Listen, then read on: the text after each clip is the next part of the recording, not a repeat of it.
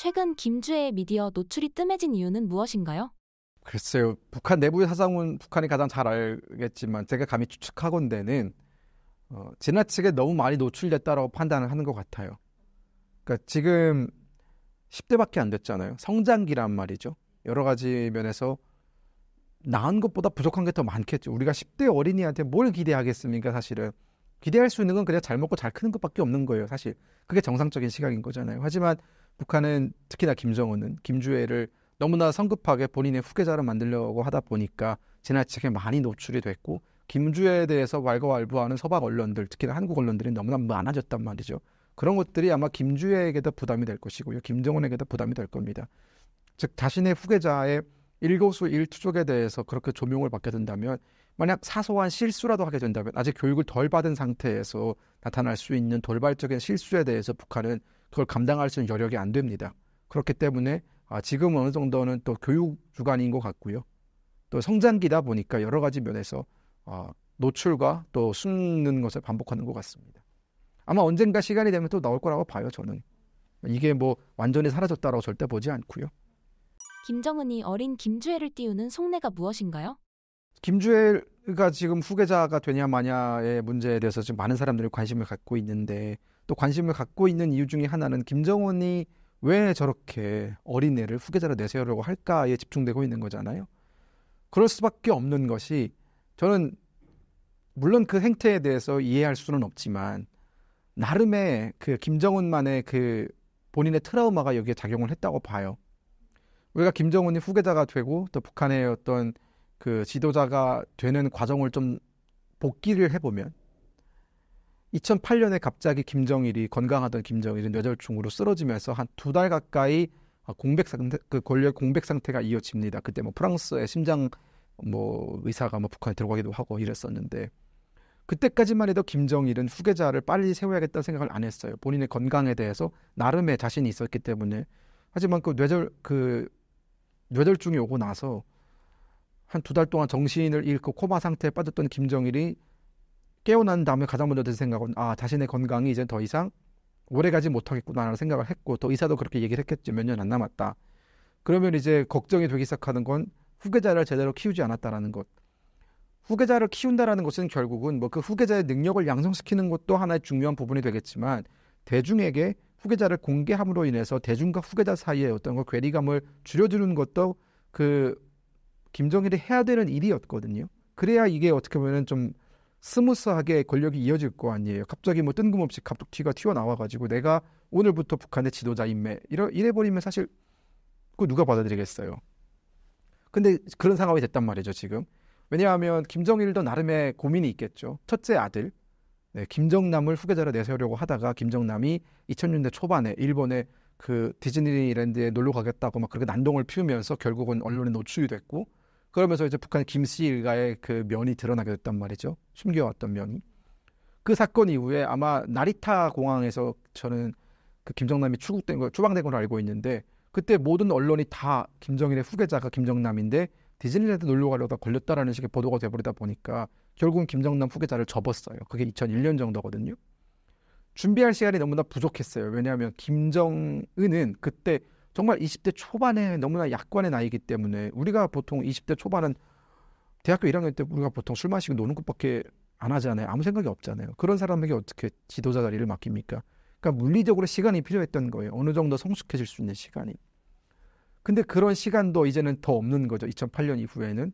그러다 보니까 이제 갑작스럽게 김정은을 후계자로 등록을 시켰는데, 그게 2009년이에요. 그때부터 김정은이 후계자다라는 소문이 북한 내부 돌기 시작하면서 발걸음이라는 노래도 나오고 이러면서 이제 2010년에 공개가 됐죠, 대중에게.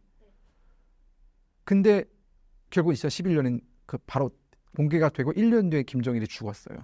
그러니까 그 김정은의 후계자를 뒷받침해 줄 수 있는 아버지의 조력이 사라지다 보니까 김정은은 초반부터 굉장히 큰 트라우마에 시달렸어요. 검증되지 않은 지도자다. 너무 어리다. 그리고 오히려 저렇게 어린 혹은 경험이 없는 김정은보다 경험 많은 장성택이 훨씬 나은 거 아니냐라는 주변의 시선, 또 주변 권력의 어떤 눈치 혹은 무시, 그때 군부는 또 김정은을 무시했거든요. 그런 것들을 시달리다 보니까 김정은은 느낀 게 그거였겠죠. 자신의 후계자는 좀 이른 시간에 공개를 하고 철저히 준비를 시켜서 그 사람이 그러니까 자신의 후계자가 나중에 리더 자리에 올랐을 때 이런 잡음, 자기가 겪어야 했던 이런 여러 가지 순환은 좀 겪지 않았으면 좋겠다.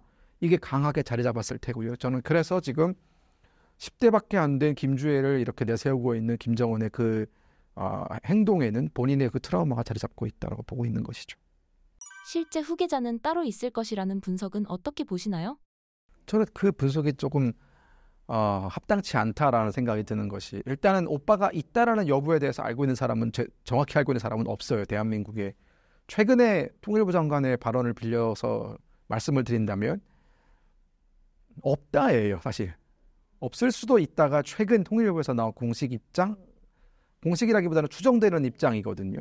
그러니까 저는 오히려 없을 수도 있겠다라는 생각을 하고 있고, 데니스 로드먼이 2012년에 평양을 방문했던 당시 김정은이 데니스 로드먼에게 자신의 첫째 딸이라고 소개를 했다라는 그런 얘기도. 근데 뭐 우리가 아들이 있고 딸이면 딸보 첫째 딸이라고 할 수도 있기 때문에 뭐 헷갈리는 부분이긴 하지만 어쨌든 김주애가 첫째라고 데니스 로드먼을 알고 있더라고요.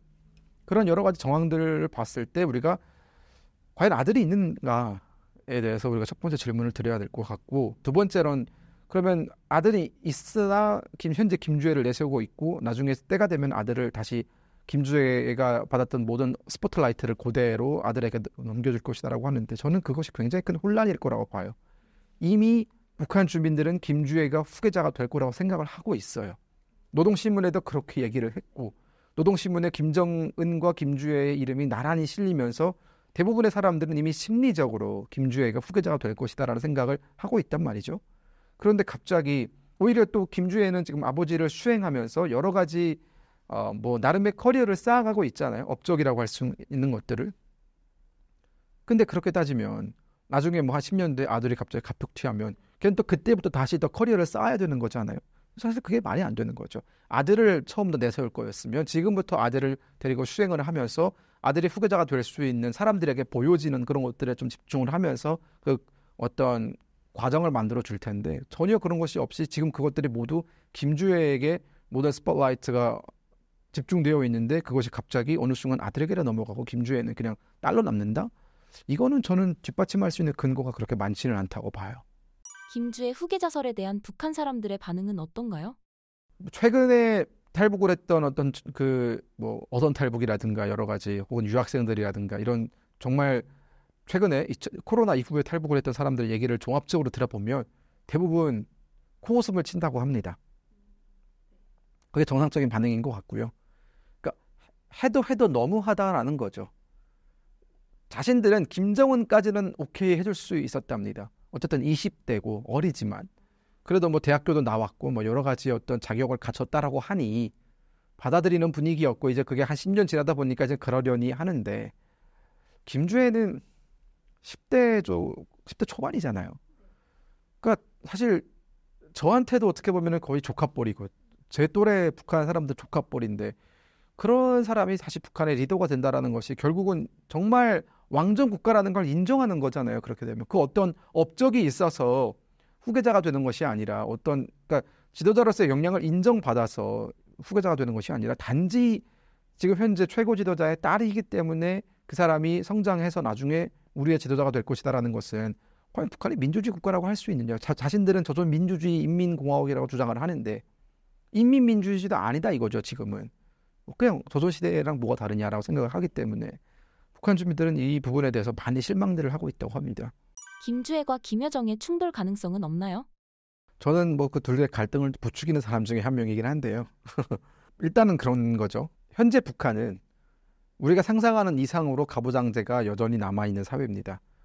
북한의 그 가부장제를 한국으로 그대로 가져오면은 아마 대서특필될 거예요. 일면의 도배가 될 수준인데, 어떻게 여자가 최고 지도자가 될 수 있느냐라는 그런 고정관념이 굉장히 뿌리 깊게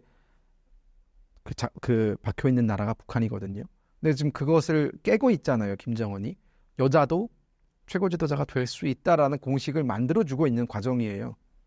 근데 만약 그 공식이 성립이 된다면, 그럼으로 인해서 기존에 존재했던 뭐 선례 같은 것들, 즉 여자가 이 이상으로 올라갈 수 없다라고 만들었던 그 글라스 셀링이 깨지게 되면은 너도나도 욕심이 생기지 않겠어요? 그렇게 된다면은 아마 근본성을 많이 따질 것 같아요. 그러니까 김주애가 더 근본이 있느냐 아니면 김여정이 더 근본이 있느냐를 따질 것 같은데 사람들이 김주애의 근본이라고 하는 것은 결국은 김정은의 딸이라는 것 말고는 없습니다. 10대가 뭘 하겠어요? 뭐 무슨 정책을 하겠어요? 뭐 아무것도 할 수 있는 게 없잖아요. 그냥 잘 자라는 것밖에 없겠죠.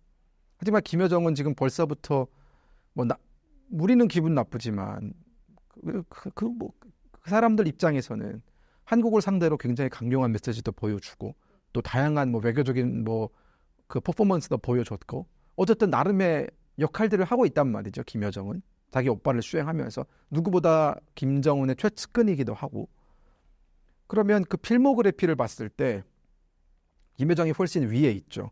그리고 같이 그 최고 지도부에서 일하면서 쌓아온 인맥이라든가 뭐 리더십이라든가 이런 것들을 통해서 자기 주변 사람들도 분명히 있을 테고요. 그렇기 때문에 만약 김정은이 후계자를 자신의 어떤 자리를 김주애에게 넘겨주고 덜컥 죽어버린다면 김주애에게는 자신을 뒷받침해 줄 수 있는 아버지는 사라져 있는 상태인데 뭐 세력이 있겠습니까? 뭐가 있겠습니까? 대부분 다 의심을 하고 또 과연 잘 해낼 수 있어라는 그런 어떤 안 입고 온 시선으로 보는 사람들밖에 없는데 그 옆에는 가장 강력한 적인 본인의 고모가 있는 것이고요.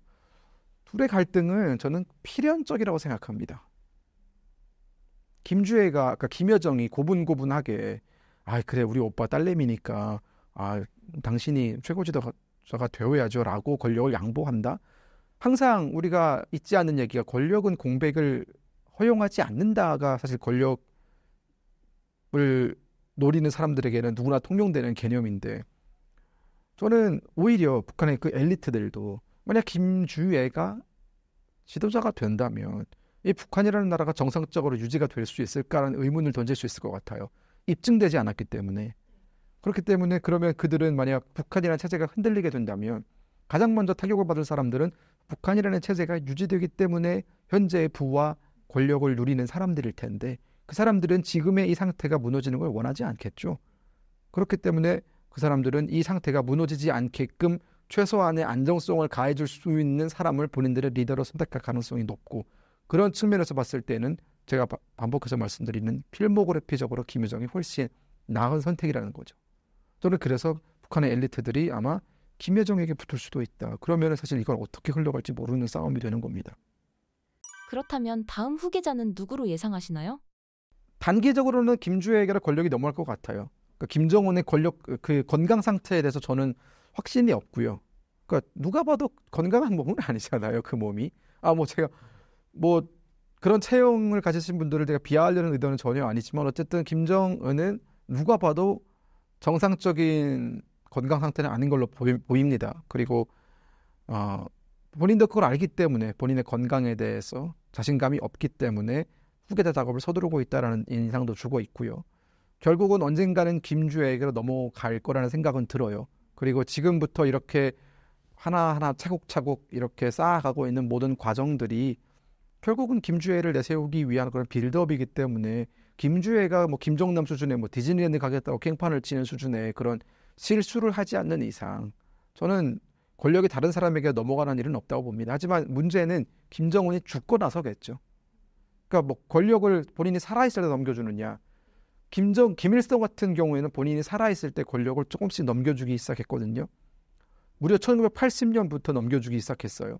김일성이 1994년에 죽었는데 그러니까 본인이 죽기 14년 전부터 사실 김정일은 완벽한 2인자로서 역할 혹은 1인자로서 역할을 수행했던 적이 있거든요. 그런 전철을 밟을 것이냐 아니면 아버지 김정일처럼 마지막까지 본인이 죽기 직전까지 권력을 손에 꼭 쥐고 있다가 또 죽은 다음에 넘겨줄 것이냐는 좀 두고 봐야 되는 문제 같아요. 하지만 어쨌든 지금 후계자를 띄고 있는 이상 조금씩 권력의 추이가 넘어가고 있단 말이죠. 그렇기 때문에 김주애가 후계자가 되는 것은 저는 시간 문제다라고 보는 것이고 하지만 후계자로서의 그 권력을 오랫동안 유지할 수 있는 것이냐 성공적인 석세서가 될 수 있느냐 아니면 실패한 석세서로 남느냐 반란에 의해서 쿠데타에 의해서 넘어가느냐는 그 다음의 문제겠죠. 김주애가 후계자 수업을 받는다는 언론 보도가 있었는데 어떤 내용인가요? 지난달 29일에 국회 정보위원회에서 국가정보원이 보고를 했는데요. 보고에 따르면은 김정은이 김주애를 후계자 수업을 진행하고 있고 유력한 후계자로 평가하고 있는데요. 앞서 그 조태용 국가정보원장이 지난 1월에 청문회에서 이제 답변 준비 자료에서 이렇게 밝혔습니다. 김주애가 종합적으로 분석해 봤을 때 현재 유력한 후계자로 생각할 수 있다. 이런 취지로 답변서를 냈습니다.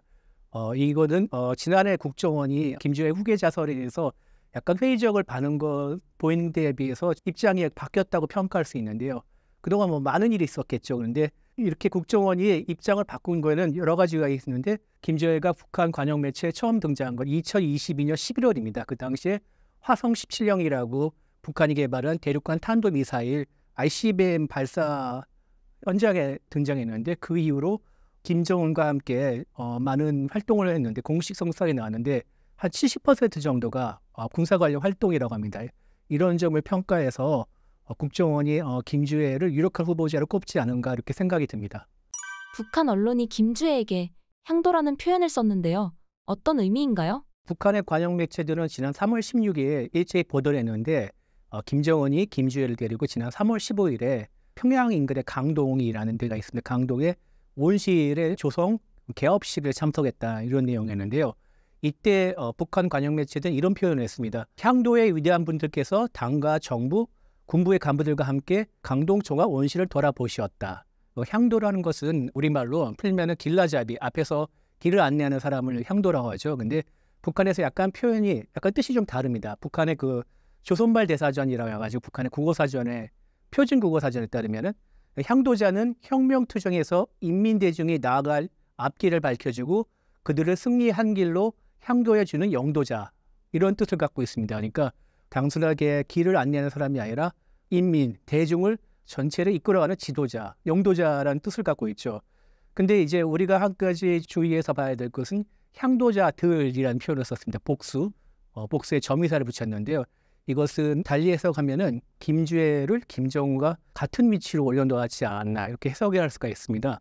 그래서 그동안 김주애는 북한의 관영 매체에서는 존귀한 자제분, 사랑하는 자제분, 자제분이라는 표현을 했는데 그보다 좀 더 한 단계 업그레이드한 표현이 아닌가 이렇게 되는데 그만큼 아까 국정원의 분석대로 김주애가 후계자 소업을 받고 있고 유력한 후계자로 꼽히고 있는 이런 상황을 반증하지 않았나 생각이 듭니다. 한 가지 또 강동이라는 것은 김일성 시대부터 아까 평양 근처라고 했는데 어떤 북한의 모델로 내세우는 전형적인 농촌의 모습 이런 데를 김일성, 김정일 우리 많이 그 지도 방문, 현지 지도 방문한 곳이었기 때문에 또 어떻게 보면은 백두혈통의 이 피줄을 이어간다는 이런 이미지도 줄 수 있는 곳이라고 생각이 됩니다.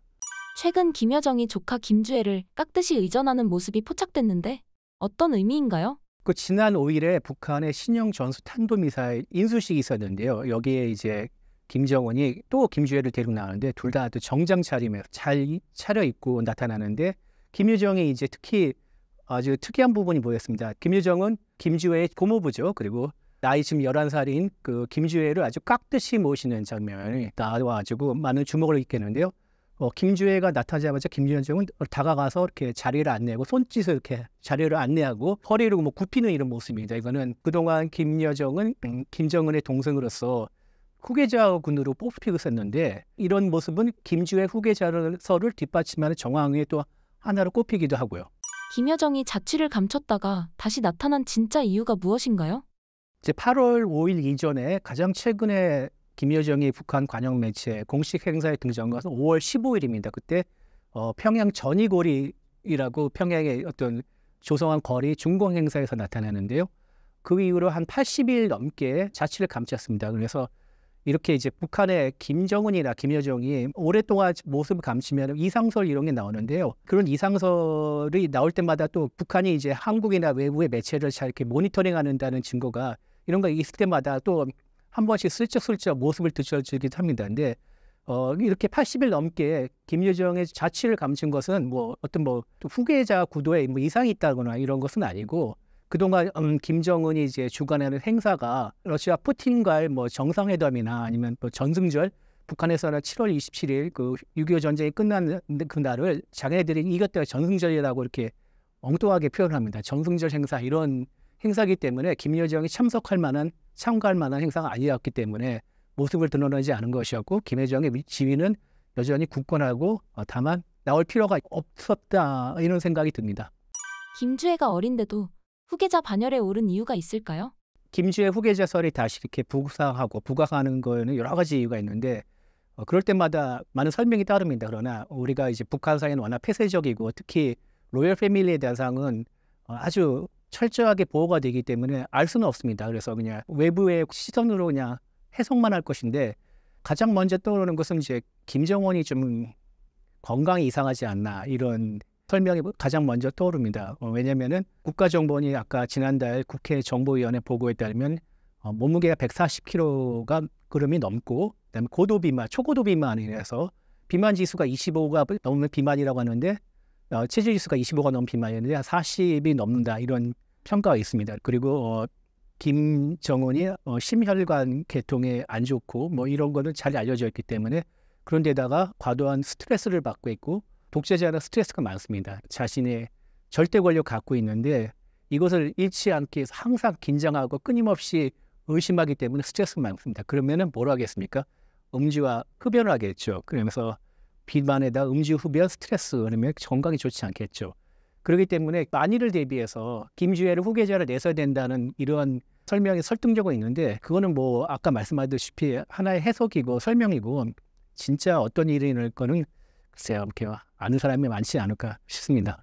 과거 장성택 처형 사건과 같이 김여정의 반란은 없을까요? 한때 이런 얘기가 있었습니다. 그 김정은의 부인 이설주가 김여정을 되게 견제하고 있다. 왜냐면은 김주애가 나타나기 전에 공식 행사에서는 김여정이 김정은을 수행하고 항상 이렇게 앞서는 모습도 보였기 때문에 이설주가 굉장히 질투를 느껴가지고 김주애를 내세웠다 이런 설도 있었는데요. 아까 말씀하셨듯이 고모인 김여정이 김주애를 이렇게 깍듯이 예우하고 챙기는 모습을 보인 것은 서열을 이렇게 구분짓기가 확정이 됐다는데 그렇다고 하더라도 김여정이 완전히 후보자군에서 밀려난 것은 아닙니다. 김여정은 오빠인 김정은과 관계가 깍듯하고 둘이 서로 믿고 의지한다 이런 해석들이 많은데요. 브루스 클링너라고 미국 헤리티지에 대한 선임 연구원이 있는데 김여정에 대해서 이렇게 평가했습니다.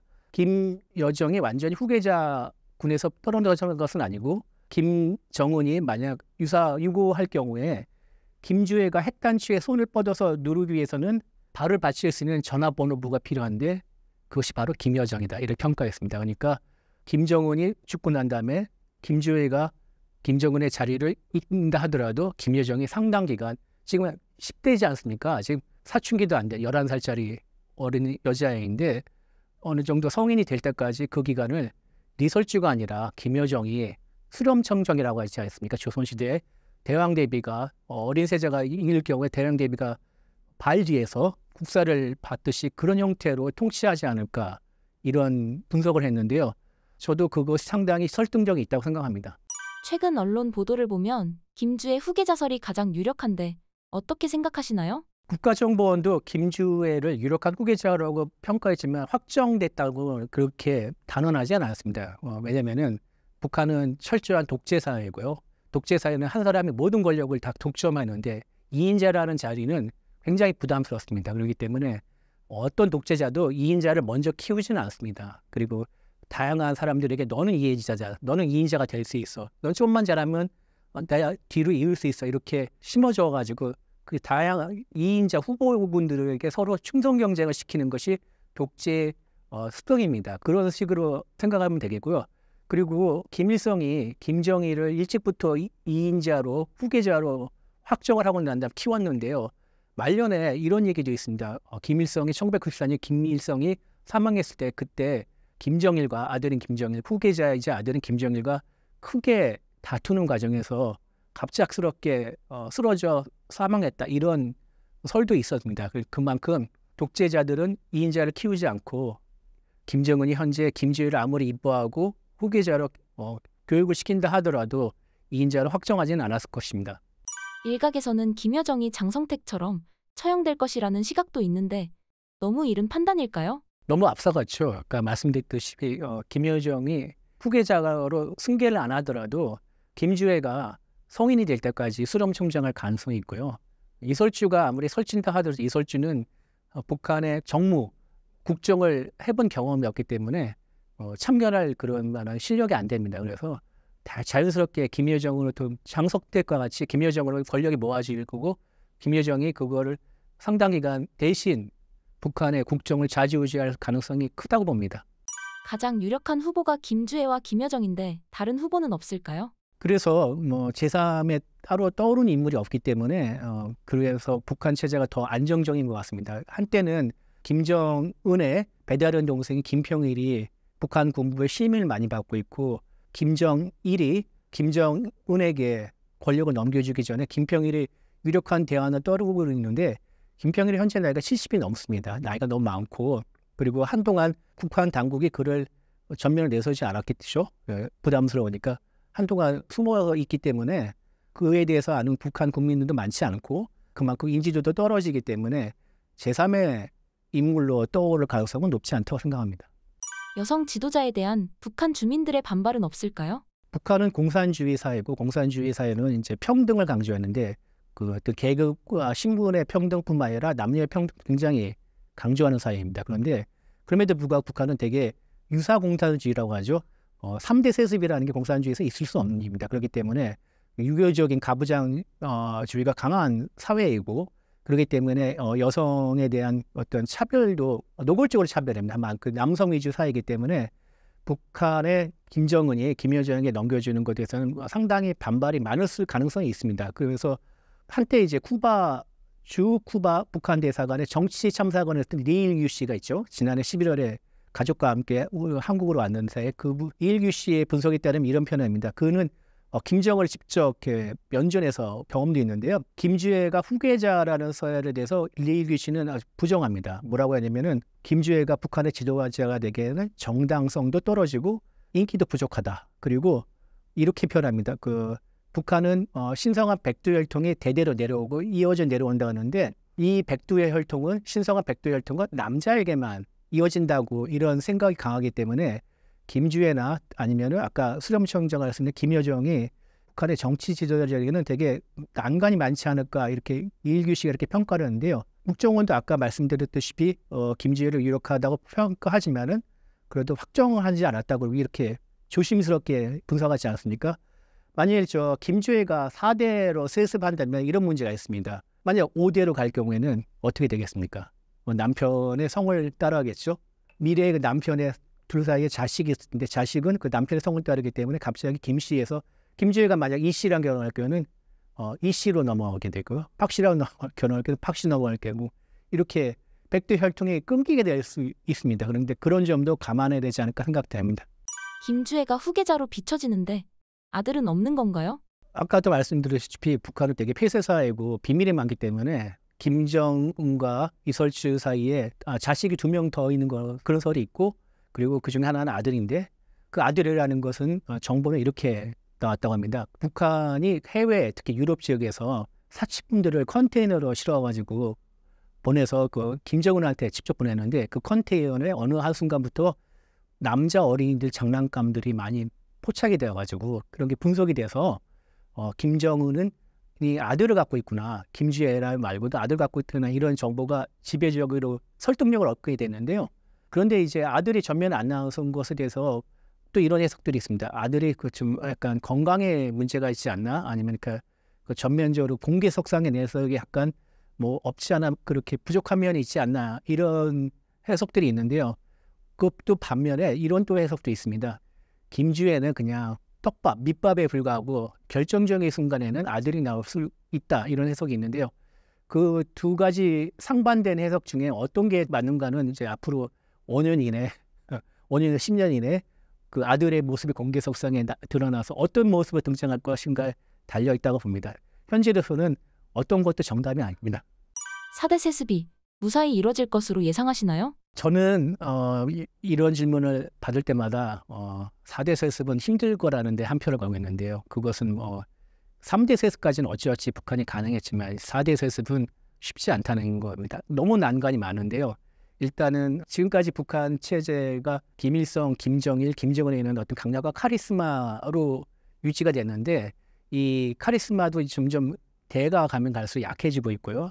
그리고 그 철권 통치도 이렇게 그립이 약해지고 있습니다. 그리고 가장 큰 거는 경제인데요. 물론 뭐 북한 경제가 안 좋다는 건 어제 오늘 일이 아니지만 최근도 안 좋았습니다. 최근도 안 좋고 2024년 같은 경우에는 지난해 작황이 나름 괜찮았고 그래서 올해는 식량난이 좀 덜하고 그리고 또 북한이 최근에 그 러시아로 포탄과 미사일을 보내면서 보내는 그 컨테이너에 식량과 원유, 그다음에 각종 부품 이런 것들을 다시 받아가지고 온다는 이런 분석이 있습니다. 그래서 북한의 식량 사정이 많이 좋아졌음에도 불구하고 지금 북한 경제 사정이 더 안 좋다고 합니다. 가장 큰 원인은 지난해 그 계획 경제로 복귀하기 위해서 지금 이제 장마당을 없애고 그 계획 경제 복구와 다시 되돌아가기 위해서 근로자의 임금을 상당히 많이 올리는데 그의 부작용으로 환율이 높아지면서 지금 여러 가지 물가 폭등하고 이런 현상이 벌어지고 있다는 분석이 있습니다. 그래서 민생이 어려워지고 있는데 북한의 김정은은 자기가 집권하면서 민생 하나만은 다시 챙겨주겠다. 할아버지가 이 밥, 쌀밥에 고기, 국을 먹는 이런 삶을 보장해 주겠다는데 내가 해주겠다 이렇게 강조했는데 결국 그것도 못 이루고 있지 않습니까? 그리고 점점 더 대북 제재의 방은 좀 주어올 테고 물론 뭐 러시아가 지금 도와준다 하더라도 러시아가 북한을 언제까지 계속 붙잡고 있지는 않을 거라 생각합니다. 우크라이나의 전쟁이 끝나면 러시아도 북한이 필요 없기 때문에 선절하지 않을까 싶은데요. 북한의 미래가 이렇게 밝지 않은데 과연 그 속에서 4대 세습이 가능할까? 저는 개인적으로 의문점을 품고 있습니다. 최근 김주애가 후계자 수업을 듣고 있다는 뉴스가 나왔습니다. 남존여비 사상이 강한 북한에서 김주애가 후계자가 될 수 있을 것으로 보시나요? 저는 가능은 하지 않을까 싶어요. 적어도 김정은의 자식은 다 같은 남자나 여자가 아니거든요. 김정은의 딸 주애는 북한의 웬만한 남자보다 훨씬 더 좋은 정자, DNA 그렇게 얘기하는 네, 그렇게 얘기를 하기 때문에 그 김정은이 마음만 먹고 어떻게 한다면 가능은 하지 않을까 싶은데 모르죠. 그 전에 또 어떤 일이 일어날지도 모르는 거고 주애가 근데 아직 너무 어리잖아요. 이제 뭐 된다 하면은 김정은은 그나마 20대 때 그게 가능했는데 주애는 좀 더 나이가 든다면야 가능하지 않을까. 한 30대나 가야 뭔가 친숙해지고 북한 주민들한테 그렇게 해야 가능하지 않을까 싶은데 주애가 만약에 후계자가 된다라고 했을 때 그 전에 이미 북한 정권이 어떻게 좀 다른 길로 무너지던가 이럴 가능성도 있고 주애가 만약 후계자가 되었다라고 했을 때 그 자리를 과연 잘 유지할 수 있을까, 잘 버텨낼 수 있을까 그런 것도 조금 미지수인 것 같아요. 만약 주애가 너무 어릴 때 김정은한테 어떤 변이 생긴다면 모르죠. 그 옆에 또 워낙 많은 그 적수들이 있으니까 김정은이 뭐 잘 살아서 주애가 나중에 어른이 됐을 때 그거를 정권을 넘겨준다라고 하면은 어떻게든 가능은 할 거예요. 북한이 워낙 그런 어떤 세습으로만 그런 주민들의 세대로만 지금 그렇게 버텨오고 있는 사회라서 그런 데 있어서만큼은 진짜 세계 최고거든요. 가능은 할 건데 주애가 과연 그 자리를 버텨낼 수 있을지 저는 그게 조금 의문이긴 하더라고요.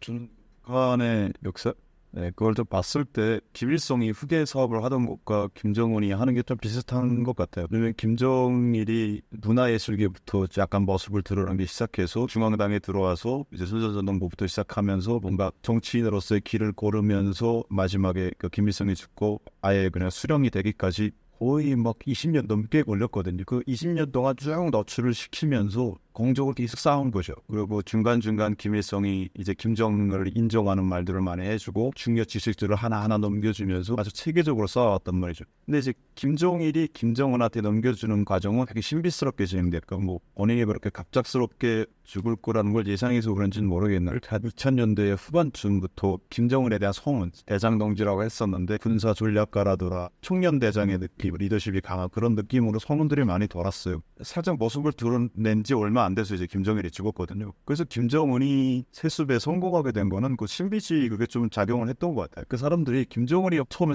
등장했을 때 엄청 젊고 그때는 세계적으로 가장 젊은 지도자다 뭐 이런 말까지 돌았으니까 나름 야 이거 젊은 혈기로 뭔가 바꿀 수 있지 않을까, 우리가 잘 살게 만들 수 있지 않을까라는 막연한 기대가 작용했고 김정은을 그래도 사람들이 우리의 지도자라고 인정하게 된다는 그런 신비주의에 기초한 기대감이 많이 작용했을 것 같아요. 그 김정일과는 완전 좀 반대인 거죠. 쭉 쌓아와서 그걸 이렇게 했으니까 당연히 김정일이다라고 하는 것과 김정일의 아들인데 능력이 뛰어나 이제 뭔가 해낼 거야라는 기대감으로 이제 후딱 바꿔치기 한 거죠. 김주애 같은 경우에는 일단 노출은 시켰으니까 후계까지 가려면은 뭔가 치적이 있어야 될 것 같거든요. 그까지 버티기에는 김정은의 뭐 건강에 문제가 있을 수도 있고 만약 김정은이 오랫동안 그렇게 가지 않는다고 하면은 김주애가 지금 엄청 어린데 짧은 시간 동안 사람들이 인정할 만한 또 업종을 만든다는 것도 말이 안 되고 길게 보면 가능한데 김주혜가 짧게 보면은 뭐 크게 한 것도 없이 그리고 이미 노출시켰으니까 신비주의도 별로 없을 것 같고 갑자기 이제 어린 나이에 올려보내면 사람들한테는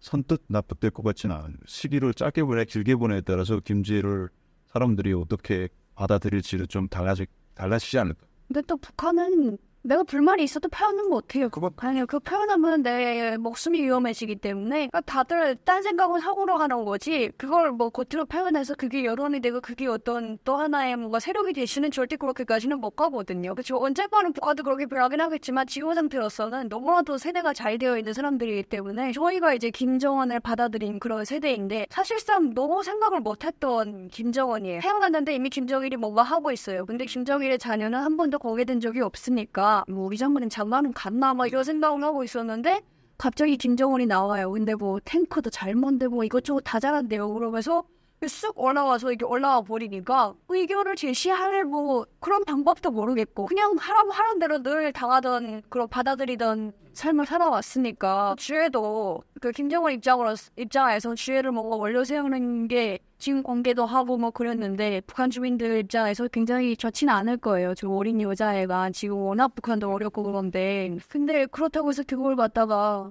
안 된다고 이렇게 반대는 못하기 때문에 애매한 부분이죠. 그렇다면 김여정과의 충돌 가능성은 어떻게 보고 계시나요? 김여정 이제 김정은이 언제 죽느냐에 따라서 다르겠죠. 김정은이 일찍 죽고 주애를 제대로 후계자로 내세우기 전에 김정은이 죽는다 그러면 김여정이 가만히 있진 않겠죠. 내가 뭘 모자랐다고 그렇잖아요. 약간 취향대본처럼 뭐가 부족해서 내가 어린애 시승을 드려야 돼 이런 거겠고 근데 지금은 김정은이 딱 버티고 있으니까 얼마 전에도 보니까 김주희한테 되게 깍듯하게 조카지만 그 10대 조카인데 깍듯하게 대하는 그런 장면이 포착이 됐잖아요. 그러니까 지금은 그냥 김정은한테 최대한 족수처럼 보이지 않으려고 잘 붙어있는 것 같아요. 김여정이. 근데 앞으로 김정은이 어떻게 되느냐에 따라서 오래 사느냐 못 사느냐에 따라서 아마 김여정의 태도가 확 바뀌지 않을까 싶어요. 김정은 정권에 대한 북한 인민들의 충성도는 어느 정도인가요?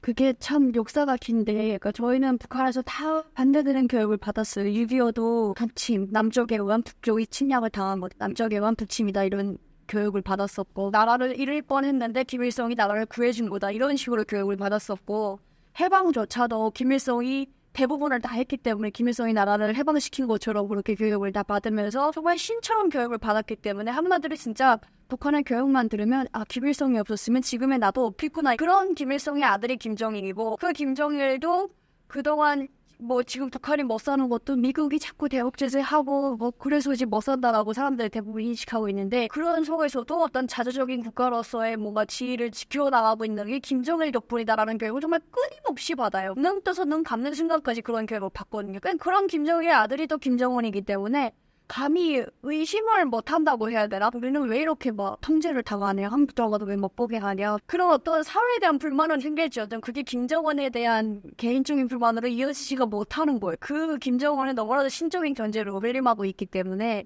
그래서 아마 정말 무의식적인 그런 충성이라고 봐야 되지 않을까. 내하고 먹은 다른 거예요. 김정은만 먹으면 바로 이제 막 만세불입이 되고 바로 막 조린 시절 김정은이 나오는 행사도 평양에서 참가한 적이 있는데 옆에서 이렇게 쓰러져서 절도하더라고. 자기 지도자를 봤다고. 너무나도 잘 교육된 그래서 막 체화된 그런 충성심이 아닌가. 그 사람들 스스로의 충성심이라고 볼 수는 없죠. 김일성이 그렇게 대단한 사람이었고 북한 체제 학교는 물론 부모님한테서 그런 얘기를 많이 들었고 김정일도 한마디로 뛰어난 사람이다. 수령이고 그걸 떠나서 인간으로 봤을 때 정말 천재적인 사람이다라는 교육을 많이 받았기 때문에 충성심보다는 뭔가 존경심에 가까웠거든요. 그럼에도 이제 2011년에 김정일이 죽었을 때 이런 연결식 같은 거 하는 그런 장면, 기록 영화를 이제 다 보는데 프림이 안 나오더라고요.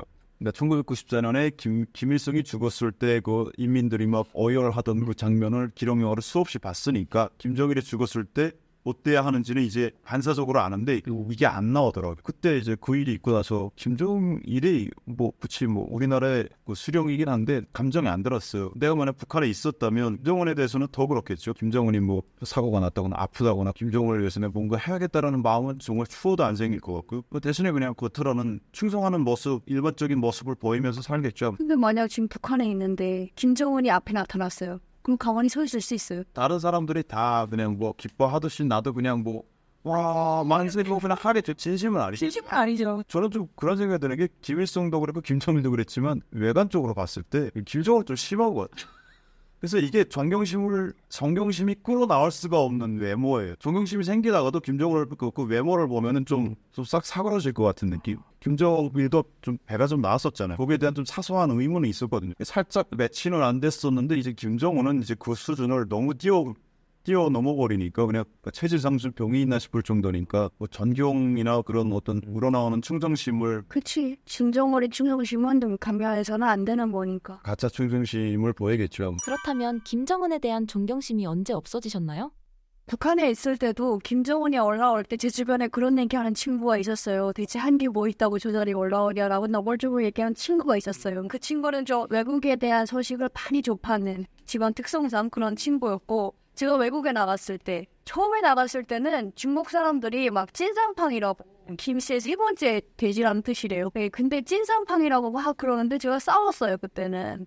우리의 지도자한테 그딴 얘기하지 말라고 막 그랬었는데 어느 순간 외국에서 계속 보고 저희는 통제를 많이 받긴 했지만 그래도 외국인 노동자들이랑 같이 일하다 보니까 이거저거 이야기를 듣고 뭐 북한에 있을 때는 핵미사일 뭐 실험했다라고 해서 축제였거든요. 축하하는 막 그런 분위기를 조성했는데 외국에 나오니까 막 공포스러워하는 거예요. 대체 우리 평화를 어떻게 하려고 그러는 거야. 저한테 와가지고 왜 자꾸 김정은 그러냐 막 물어보고 이러니까 이걸 또 외국에서는 이렇게 받아들이는구나 이런 생각을 했었고 제가 너무 안전 불감증 있었던 것 같아요. 그래서 그러다가 이제 제가 몰래 핸드폰을 외국인 그 베트남 동자한테서 핸드폰을 몰래 빌려가지고 저 혼자 몰래 밤새 이불을 뒤집어 쓰고 이제 유튜브라는 걸 그때 처음 봤어요. 저는 사실 김정은을 검색하려고 했던 게 아니라 김하고 제의를 쳤는데 김정은이 뜬 거예요 밑에서.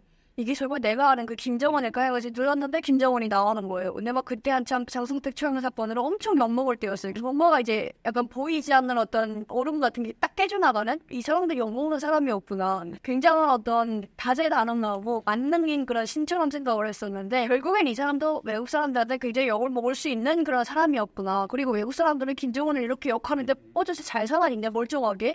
북한에서 그랬다면 정말 장난 아니에요. 다 죽었죠. 그때 이제 김정은에 대해서 같은 사람이구나라는 거를 직접적으로 받아들인 그런 계기가 아니었나. 충성심이라는 게 저 개인적으로는 그 존경심의 가장 높은 단계라고 생각하거든요. 그래서 사실 뭐 직접 만나고 얘기하고 그 사람이 하는 걸 보면서 존경심이 생기면 좋겠지만 북한에서는 뭐 완전 신적인 존재였기 때문에 끊임없이 반복되는 교육을 통해서 정말 대단한 사람인가 보다라고 이제 인식을 가졌죠. 그 중에 하나 말씀드리면 그 김종일이 고등학교 때 그 군사야용을 갔다가 요를 정도 됐는데 요를 동안 군사 논문을 한 15개를 썼대요.